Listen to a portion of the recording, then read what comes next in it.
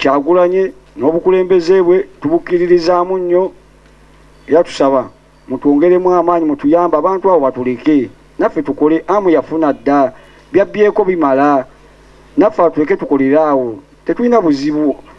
yagenda ku owino byonna n'abikyankalanya azze akyankalanya eggwanga lino amu atuleke naffe abatembeyi tufune bitukolera tetumwinaako buzibu okuba omugagga tetuyinza kiwala nkiva wa Katonda naffe okubeera abaavu tetegeeza nti Katonda tatuwagala kuba singa tatuwagala singa yatutta dda bannaye mutuwanirire naffe tufule okusomesa abaana baffe kuba naffe abaana baffe beetaaga okusoma ensi yeetaaga kusoma naye tunajja wa ssente ziwerera abaana nga batugobe betukolera tukwatako bannaye abakulembeze tubasaba mutubeererewo nnyo kuba naffe tuli wamu nammwe wadde embeera mbi naye mutubeere tuwerera abaana baffe. Assalamu alaikum wa rahmatullahi wa barakatuh. Amanya Kibirige Richard nenga mu centro bamanyira Anko Management zentegeka trip. Mfunye omukisa okukyamako wano mpitiddwa kubanze defense w'ekizimbe ekiyitibwa Pentagon Plaza era nga ndi musuubuzi naye nga nava mwala kubanze ndi ghetto youth anakulira mwala nenga mwenvudde naye nakubibwa akasimu ku lw'omukaaga ne baŋŋamba nti mwana geto bagikubyeko ekibaati kawaani ki ne ŋŋamba geto ki nti mwana Beiruti aga Katonda muggulu mwana nasituka ne nzija mu site ngenda okutuuka nga mwana ebbaati limu nga lisimbibwa abantu 12 nenyimirira ku mukwanakedi ne ntunula bwe nti kati mba ndi awo ndaba bageto yuti bayitawo nga tebakyali baffe mwana nga tebakozesa okujja okukola ki okujja okuteekawo ate embeera mu geto y'abannaabwe ne eyo nkonyeyo obukonyi naye nze ku nsonga y'abasuubuzi nze ndi musuubuzi edduuka lyange liri ku Pentagoni naye bino mbibagamba nze edduuka lyange lyaggalwa era ligaliddwa emyezi 3 balisaako kufulu aga Katonda muggulu kiri nti nze nina akamaali obumali bwange buli awo nakawa bugugu buli bubiri n'abasajja bambinika akasolo naye nga sikola ki sikasobola omusolo gususse bannange ifirisi simanyi kiro simanyi t-shirt tekirizibwa kujja mu Uganda simanyi tuge tuzigule ekapeeka naye nga tosooka mba t-shirt y'ekapeeka mulimu abasobola tetuganye era nze neebaza omuntu andeese wano kwambadde simanyi wengenda kutuusa ddoboozi lyange naye mbadde wano omukulu naŋŋamba tugendeyo ku kitebe ekavule esijja atuwagala ne mubuuza esijje nze ngenda kutuukira esijje omye naŋŋamba gwe giripa booda era njirenye ne ntuukaawo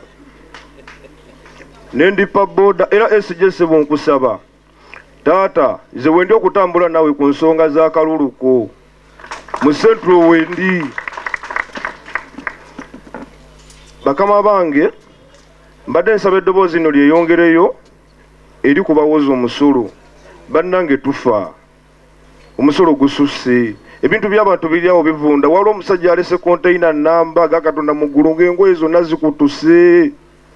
engoye zonna nga zikutuse nalujjako bwati nga lwonna lutabuutibuuti nga n'olusongamu obusonzi luyulika buyulisi ddala mbeera ki eyo tusaba tutuuse eddoboozi lyaffe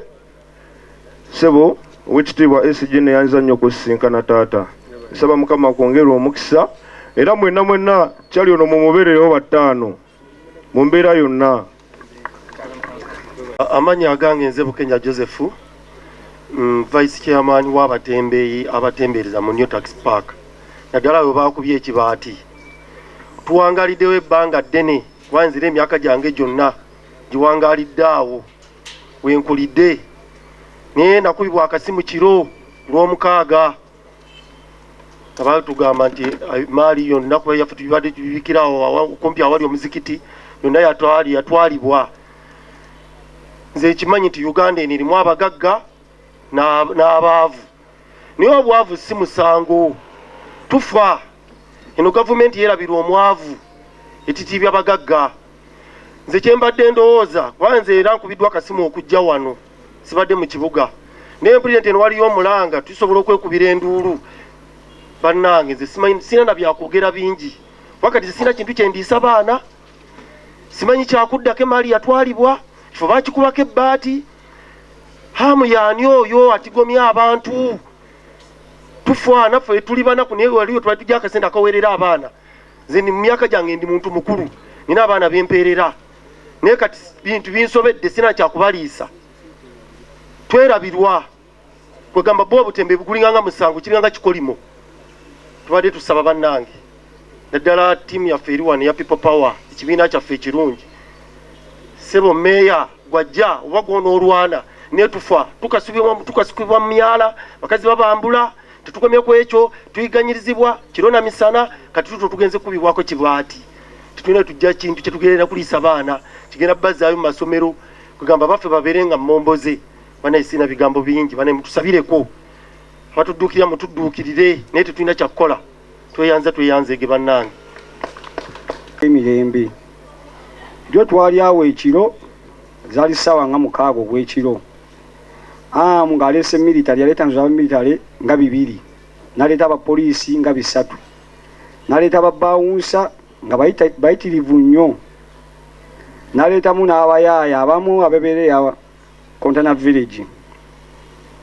nga tebaagala wadde kusonga ku kibaati bwoti okisongako kibooko abaali balinawo ebintu bye byonna byabulirawo abaali babitwala bwe nayimirawo bwe ne bagala tetwagala wano omuntu yenna ayimirirawo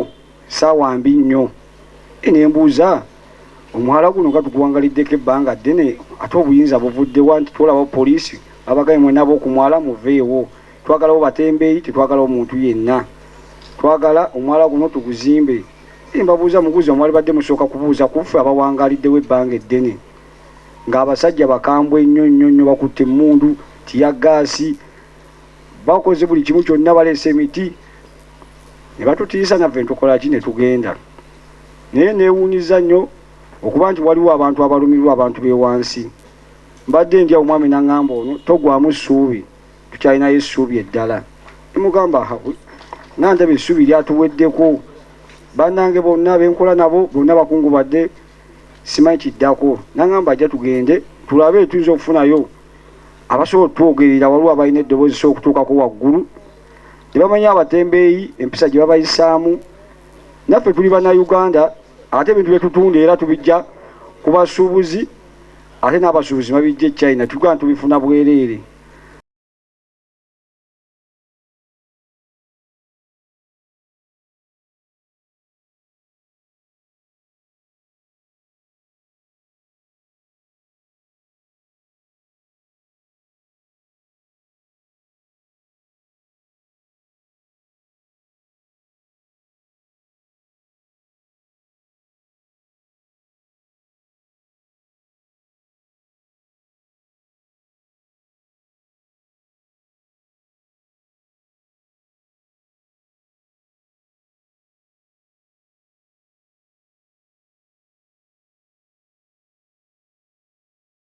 emirembe jo twali awo ekiro zaali ssaawa nga 6 ogw'ekiro ng'aleese military yaleeta nzo abamilitary nga 2 naleeta abapoliisi nga 3 naleeta ababaawunsa nga bayitirivu nnyo naleetamu n'abayaaya abamu abebeereya Kontana village nga tebaagala wadde kusonga ku kibaati bwoti okisongako kibooko abaali balinawo ebintu bye byonna byabulirawo abaali babitwala bwe nayimirawo bwe ne bagala tetwagala wano omuntu yenna ayimirirawo ssaawa mbi nnyo nembuuza omuhala guno nga tuguwangaliddeko ebbanga ddene ate obuyinza buvuddewa nti twolabawo poliisi abagaye mwenabo okumwala muveewo twagalawo batembeeyi tetwagalawo omuntu yenna twagala omwala guno tuguzimbe mbabuuza muguzi omwali badde musooka kubuuza kuffe abawangaliddewo ebbanga eddene ng'abasajja bakambwe ennyo bakutte emmundu tiyagaasi bakoze buli kimu kyonna baleese emiti ne batutiisa naffe ntukola ki ne tugenda naye neewuuniza nnyo okuba nti waliwo abantu abalumirwa abantu b'ewansi mbadde ndya omwami n'aŋŋamba ono togwamu ssuubi tukyalinayo essuubi eddala nemugamba nandaba essuubi lyatuweddeko bannange bonna benkola nabo bonna bakungubadde simanyi kiddako n'aŋŋamba ajja tugende tulabe tuyinza okufunayo abasobola otwogerera waliwo abalina eddoboozi sobola okutuukako waggulu ne bamanya abatembeeyi empisa gye babayisaamu naffe tuli bannayuganda ate ebintu bye tutunda era tubijja ku basuubuzi ate n'abasuubuzi babijja e China tugaa tubifuna bwereere.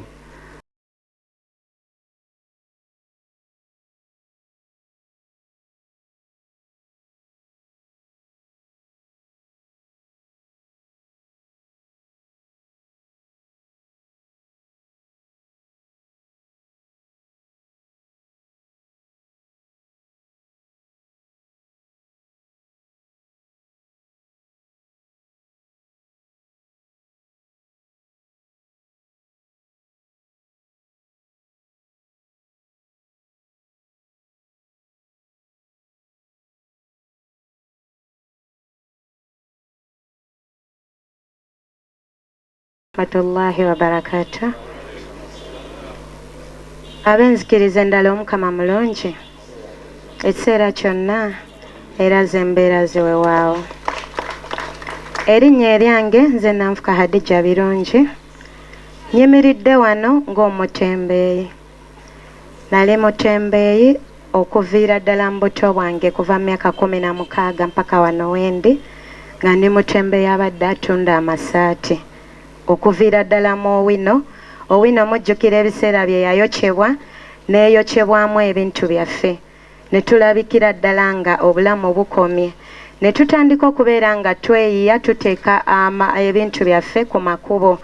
paka olunaku olw'eggulo we twakedde ne tusanga nga bataddewo ekibaati. Bagamba Hamu yataddewo ekibaati ekyo ate ye Hamu alaga nti ye aze kukola myala. Waliwo emyala gye bakola nga bagenda teeka mu myala amaduuka mazima. Ekitegeeza nti ye ekikye kyaggusa kirala ate ensi agirimba kirala. Tafuddeyo ku bulamu bwaffe, tafuddeyo ku bulamu. Abamu tuli ba single mothers, awo we tujja obulamu, awo we tutambuza buli kimu okulabika nga tuweerera abaana baffe n'okubeerawo. Naye ebyo byonna tabitunuulidde, ye atunuulira famire ye, yekkusa yekka n'abantu be abalala baafaako. Ddala omuntu bw'ati omugye mu mbeera bw'eti omusindikiriza alagewa. Bannayuganda, eno ensi ekyali yaffe oba yafuuka y'Abahamu? Kubanga kye tuyitamu si kye twandirabye. Saawa zino tuli maziga, tulina rent, abaana baddayo okusoma, tugenda kubaweereza essaaki nga school fees mazima abadde avaawo. Kikwasa ennaku, kikaabya amaziga, omuntu wa wansi okubeera nga mu nsi yayisibwa ng'omuntu atali Munnayuganda. Hamu ddala ye waatuula, kyagamba ye yazaalibwa mu bugagga, ye teyazaalibwako nga munaku. Ffe bannyaffe babaddewo ku makubo okumala ebbanga paka wano we tutuuse okulabika nga naffe tutandika omulimu bazadde baffe gwe baakolanga. Tuli mu kunyigirizibwa, tuli mu kukaaba, buli muzadde ali mu nnaku paka we twafunye ekiroozo ne tugamba katudduke wano mu kibiina kino ekya NUP ekirumirirwa omuntu owa wansi. Secretary General nkwebaza ssebo, MP waffe Tubemo Central, oyimiridde wamu naffe, osobodde otunoonya. Ssebo tukwebaliza ddala. Era banna Central mwenna abaali eyo tewali MP yenna gwe tugenda kulonda okuggyako Louis Lubongoya. Kubanga yagenda otegeera ennaku y'omuntu owa wansi asobodde otunoonya mu maziga n'okukaaba kwe tuli. Sagala kwogera bingi, akume.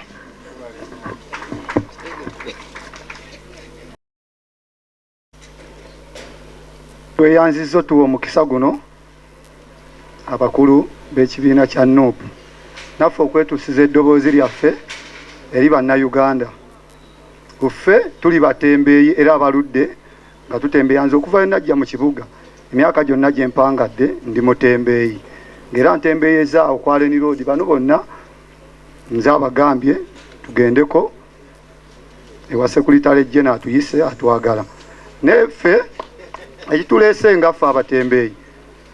kwekubira mulanga gutuuke eri yonna Uganda. Omulanga guno